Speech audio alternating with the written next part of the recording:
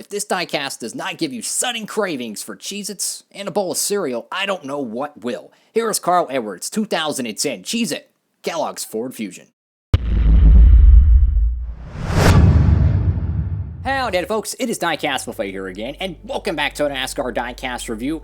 I teased this car in the Keselowski review, and I couldn't help it.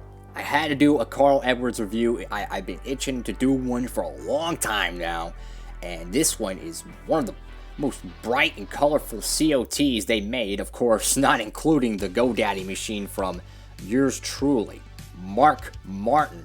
This is a 2010 CHEEZ-IT Ford Fusion driven by none other than Carl Edwards, and let's go ahead and get this COT out of the box.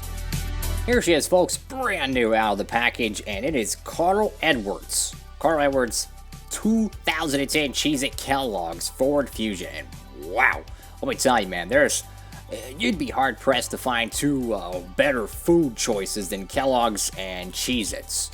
I mean, good God, all the good cereals, Frosted Flakes, freaking, oh Lord, what else, Rice Krispies. I mean, there's just so many good things freaking Kellogg's makes. And you got good old Cheez-Its, and I freaking love Cheez-Its, and this is a beautiful diecast.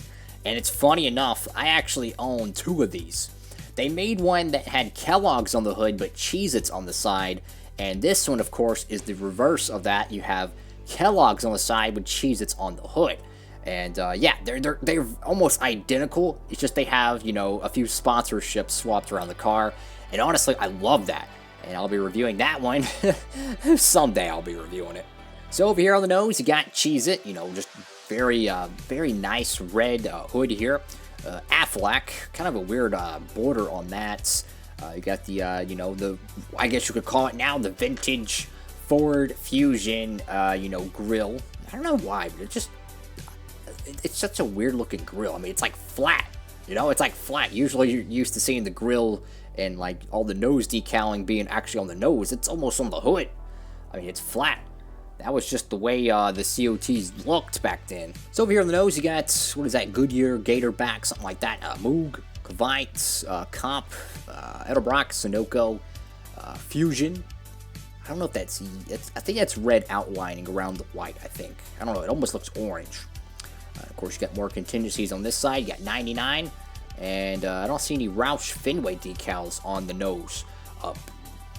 Bright yellow splitter. I mean, you could not miss that, which is great for the race teams when they're doing qualifying and practice. They can see how low they can get the car and see how it scrapes the track.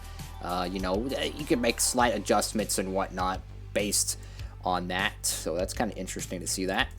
Over here on the left side of the car, so it's like a transition paint scheme. You kind of got like a blue tiger stripe, ironically enough. You got yellow on the back end, you got red on the nose, blue stripes, and it's just one of those early 2010 style paint schemes. I love it, man. I really do.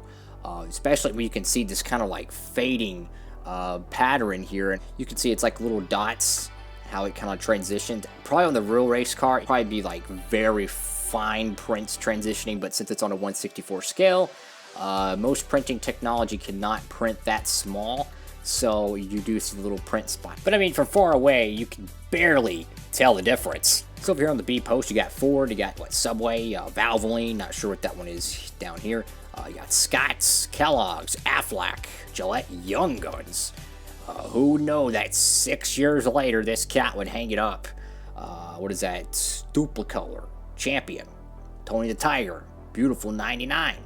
You got NASCAR Race Car, NASCAR Sprint Cup Series, Mechanics Wear, Holly, 3M, USG, Jags, K&N Autometer, Denso, and Stant.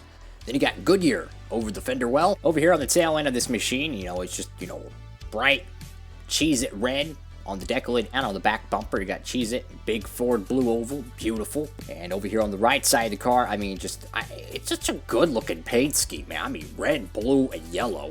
And they did it in a way that was modern, racing inspired, fast. It just looked really freaking good. Like, if I were to, if this paint scheme was on a NASCAR game, of course it didn't have one truly for 2010 because you had NASCAR 2011, but it's just like that game was so weak, even though it was based off the 2010 season. if they made a true COT 2010 NASCAR game, this would definitely be a paint scheme I would love to run at the night races, or maybe like Sonoma or Watkins Glen. Very cool paint scheme. I just love it, man. I freaking love it. And I'm gonna tell you, man, if you don't know already, I have over 135 COTs right now. I am determined to collect every single one ever made, from 07 to 2010, all the winged winner circle / action mode, which is this mode. I'm determined to collect every single one made. I've made great gains on it since 2013 when I only had 3 of these, but let me tell you, I am determined to get every single one.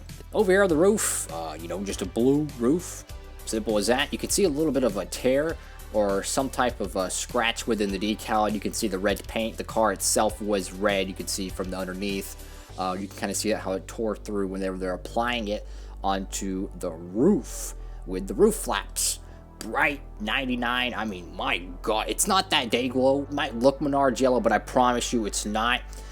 Think of a school bus, but not as orange, right?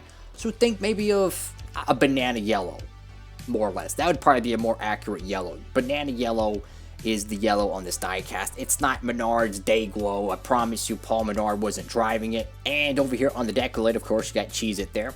And CHEEZ-IT on the back end. A little bit of a skewy decal placement, unfortunately. And over here on, oh my God, what in the world happened here? Wow. Okay, so action and winner circle, they usually never have oopsies. This is one of the rare occasions where they had an oopsie. Now, again, I don't know if this diecast was opened before. I'm going to say yes, because it looks like there might be a little dust on the spoiler. They might have opened it just to look at it and put it back in the box, because I did buy it. But I don't think this is a chip. I mean, it could be. It could very well be a chip here. But wow, look at that damage there. That's because if you knock this off your shelf and you chip it, more times than not, it's going to break this whole little winglet off, not just damage the slight bit of metal here. So I really don't know if this is a decal issue that, like, I don't know, makes it look worse than it is, or if it was actually a manufacturer mold issue, or simply someone knocked it off their shelf, because there is, I think, a little scratch right here. Yeah, there's a little scratch here. So maybe they dropped it, hit this, and didn't hit that as well. Who knows? Who knows? Holy cow, man. I mean, my goodness. You would be hard-pressed to find a non-Mark Martin, bright, contrast, eye-catching COT paint scheme than this. I mean, my goodness. CHEEZ-IT's, Kellogg's, Tony the Tiger, Ford Fusion, Carl Edwards. What could be better than this? I mean, this is a beautiful diecast, and I have 2 of these. I have the Kellogg's one on the hood and CHEEZ-IT's on the side. I'll be reviewing that, I don't know, maybe in 10 years, who knows. But thank y'all so much for watching the video. Make sure to give it a thumbs up, hit that subscribe button, and notification bell so you never miss any of my new videos. With all that being said, hope you're having a great one, folks. Diecastbuffet, signing off.